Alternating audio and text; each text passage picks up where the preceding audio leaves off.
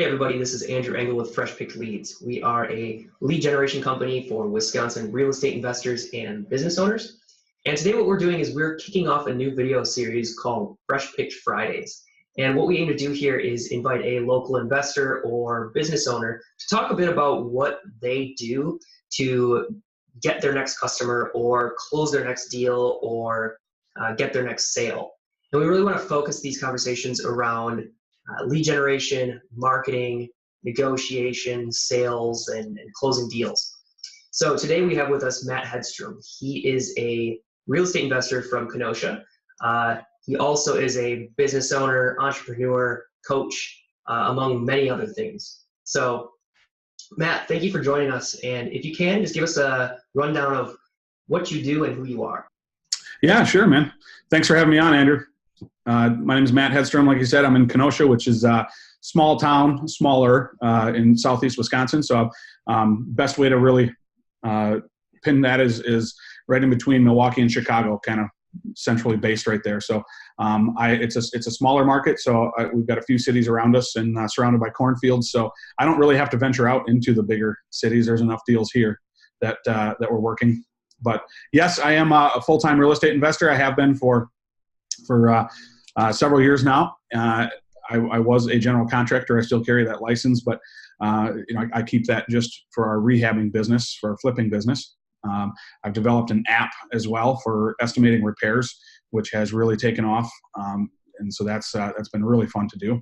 I have a short sale negotiating business as well. I've got too many businesses that are all centric around real estate is what it comes down to. So part of that journey has led me then into becoming a coach. We have a coaching business, The Real Deal Coaching, and have several partners in that, and we're all local, and that's really taken off as well. And that kind of takes everything that I've done and just kind of combines it, rolls it up into this centric real estate business, of which coaching kind of envelops all of that. So love teaching, love helping others, but the sure thing, man, is that you can't do this business alone. And you need good people around you. You need good systems. You need good lead generation. So that's how we hooked up too. Yeah, absolutely. And and don't forget to mention you co-run the Wisco RIA. Yeah. So, like I said, yeah, there's like 7 businesses. So I never, it's terrible. It's an entrepreneur's, it's typical, right? But yeah, so we have the Wisco RIA, and that is actually how we first met. So we have 4 locations in the state of Wisconsin, and that has been wildly successful as well. And so with our coaching program is on a platform there in each location as well. So that's how we attract a lot of students. They see what we're doing. They see that we're actually active investors that do this for a living. We're not just gurus running around selling stuff on stages. Yep, absolutely. So if you're ever in the area, specifically for this conversation, if you're near Kenosha, definitely check out the Wisco RIA there. It is just an amazing group of people, tight-knit community, and there's just a breadth of knowledge there that is hard to find. So definitely check that out. But today, what I wanted to talk about is divorce leads. So divorces are something we see come through on a daily basis, and it's really unfortunate to see, actually, because these people are going through some pretty tough times in their life right now, and some people may look at that and say, why would you reach out to them? Why would you bother them? They're going through a tough time. So I wanted to talk about why it's beneficial for both parties to be marketing to the divorce leads, and why that may be valuable to your business. So Matt, if you could touch on that. Yeah, it is a tricky lead to work sometimes. And you're right. It's some people would ask, it's a great question. Why are you going after this? Constantly, you get people say, man, that seems kind of a little predatory. And, the bottom line is we go after these leads just like we go after any other leads, where there's, in our business specifically, there's hardships involved. Our core values define, who we are and how we operate. And everyone on my team has to be aligned with those. And part of that is having a heart to genuinely want to help other people. So although this hardship is, it is tricky to navigate, and there's a lot of factors involved in it. It's still very rewarding in the end when you can have a solution that everyone has agreed upon and make that transition that much easier for people. You're right.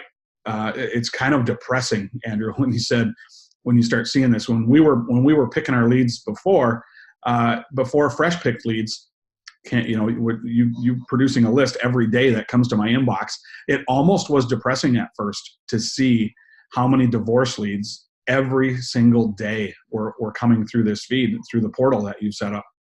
So before, I didn't really see a lot of that because it was, this was basically virtual assistant or somebody in my office that was pulling them, putting them into a spreadsheet. But now that I'm seeing that list every day, you realize, oh my goodness, is this sustainable? Like when you hear over 50% divorce rate, and you see how many come through every single day, you kind of have to do a little mind shift when approaching these leads. Yeah, absolutely. So when you're marketing to a divorce lead, mm-hmm. What makes that different? What's different in your marketing when you're marketing to a divorce lead as opposed to marketing to, foreclosure or out of state owner? Well, I guess it is the fact that, you're engaging someone who's already in some kind of battle in most cases. It's kind of like I tell people, getting into business as contractors, it's kind of like a partnership. I always tell, look, man, partnerships, never last and for an eternity, in essence, throughout your career. So, and usually they end up being very ugly in the end at the split. Well, you're kind of in the middle of that in a divorce situation. Nobody ever planned on this. It's just things are being torn apart that were sewn together. You know what I mean? And you're tearing a couple of lives apart. And there happens to be a piece of property in the mix of this, and you're approaching them. It can't be that same casual approach. Well, hey, is there a house? Is there a property to sell in this? It has to be a different angle than, of course, an absentee owner. That's pretty easy to just go right to the point. Short sales, even the leads you have every day for short sales, those are really starting to ramp up as well. And so you have a hardship, but it's a different kind of hardship. They're experiencing, in the home, it could be medical bills. It could be, something that you can get somebody talking really quick, about that hardship and how we can help them. But a divorce, a lot of times, man, there's a battle there and you're having to play both sides. So that's where, as far as you asked about marketing, how is it different? How's the approach? I really do prefer to skip trace those and call them. The response rate on letters is really low for divorce. And it's great to grab that lead and then just call both of them. If you can, skip trace them both individually. That's my preferred way to go after it, is just get into a call right away on the phone. That's fantastic. Because actually my next question was to be, what about your marketing makes one of these divorce, either party choose you over maybe someone else that's contacting you. But it sounds like you're kind of reaching them in multiple avenues. Yep. Yeah. You really have to. You have to figure out, how they're going to respond. Sometimes it could be a text message. You can kind of stack your how you're going to approach these leads. I don't think that every lead should be approached, in the exact same manner. Hey, we're going to do an email blast. We're going to do a ringless voicemail, and then we're going to send a text, and then we're going to send a letter, and then we're going to send a postcard, and then we're going to skip trace them and call them, cold call them. A lot of times, what has worked with these is even if you're staying local, is pick the ones you want to go after, and instead of, if you blast everybody with a letter, that's great, and it has, for me, it has to be I do a half page, so I do an A9 envelope. So it's just a one fold on the paper. It's not a trifold. And then I'll put a decorative stamp on there. I'll have a stamp for my name where it came from, a local address. But door knocking, man, honestly, with these types of leads, it's not so cold. It's kind of right. If you can get right to them, people will be willing to talk to you at the door about what's going on. if you're just real, matter of fact, while you're meeting them face to face, it's a lot easier to get into that conversation to just say, hey man, look, I'm here. I really am here to provide a service and help. It's if there is real estate involved, I don't need to know anything else. I'm not here to, mess with any other parts of what's going on, but I can help you with this part. If there's real estate that needs to be sold. That's great. That's great. Okay, so you've kind of touched on it so far, but for someone who has not marketed to divorce leads, Mm-hmm. or maybe just started and they're just not finding traction, what are you seeing as the common roadblocks or the common challenges of approaching this lead type? That's a good one, man. That's a great question. I think the biggest challenge, number one, is getting right out of the box is finding what works to get a higher response rate. Because if all you're doing is just sending letters out and you see that you're getting less than 1% response rate, you've got to try something different. You can't just, what is it worth to just keep throwing letters in the mail? You've got the lead that came, okay, and you get it every day through fresh pick leads. So you have this lead sitting there. What are the ways you're going to try?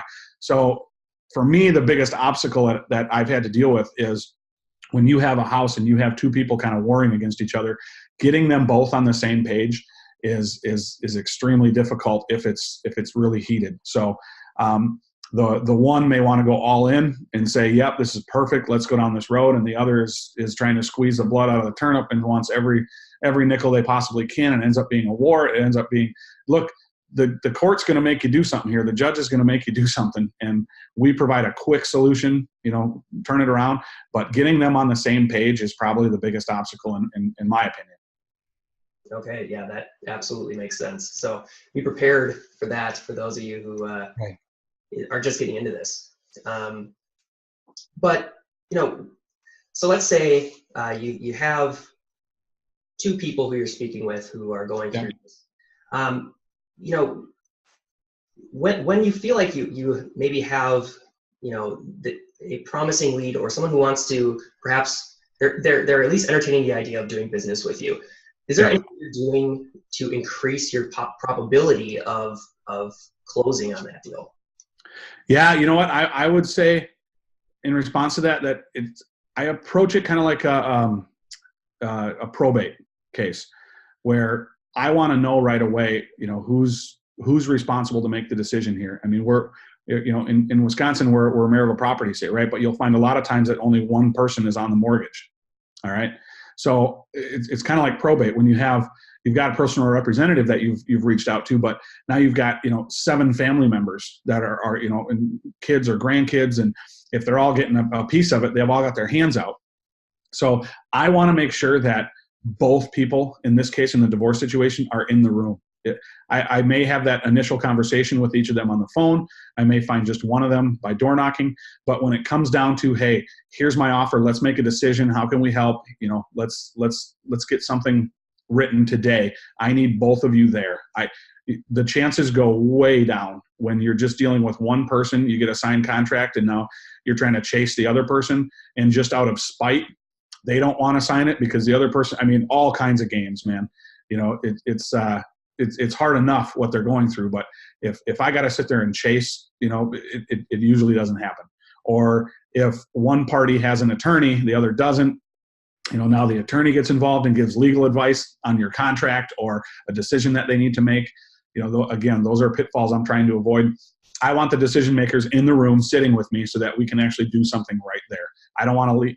I'm not going to get a signed contract later. I need to get it right now. That's great. That's great, because I'm sure people going into this not knowing that, it's going to be a tough lesson. Right. You're right, man. Yeah. You'll end up, I already did all this for you. I've already chased so many times and spent countless hours. So try to avoid that. Right. Thank you. Okay. So I guess wrapping up here, what is one piece of advice you could give to somebody who is just starting out with marketing to divorce leads, or someone who is struggling with that? What's the one piece of advice you could give them? Wow. I think it's a great idea, because again, with divorce being over 50%, we all know somebody, right, in our circle, in our tight circles, that have been divorced. It could be even be your own parents, right? I would make it a point to really just do kind of a test run and sit down with somebody who maybe recently, or it could have been 10 years ago, but sit down with them and just take a notepad and just take notes and ask, hey, look, what could have been a best approach if you had a piece of real estate to sell, you had to sell it, it was ordered by the court. What are good approaches that I could take? What would you respond to? What would you not respond to? What feels really cold, as far as an approach. And I would do that with multiple people in your circle to really get a good idea of what's going to work for you, based on experiences of others. Awesome. I love that. All right. Well, great. Well, thank you so much for sharing your knowledge with us here today, Matt. Where can people connect with you or find more out about you? I would say easiest for everybody. I won't give a whole bunch of emails or phone numbers. Just find me on Facebook first. Just my name, Matt Hedstrom, M-A-T-T. Last name is Hedstrom. Message me. Just let me know that you saw the podcast. I'll throw you a phone number after that and an email address and some other, Instagram. That's the Matt Hedstrom on Instagram. But yeah, if you're interested in any products, in coaching at all, learning more about how we operate with our fresh picked leads that Andrew offers. We use, again, this is a full-time business. This is what we do every day. Lead generation is key. You can never stop marketing in this business. That is, I tell people we're not in the real estate business. We're in the marketing business. So that's it's absolutely key. You can never stop doing it. You got to be consistent with it. So, but yeah, find me on Facebook. Message me, Matt Hedstrom. Appreciate it, Andrew. All right. Thanks so much, Matt. We'll link to your Facebook underneath the video. But again, thank you so much for taking time out of your busy day to meet with us, and No take problem, care. man. Yeah, thanks, Andrew. It was a blast.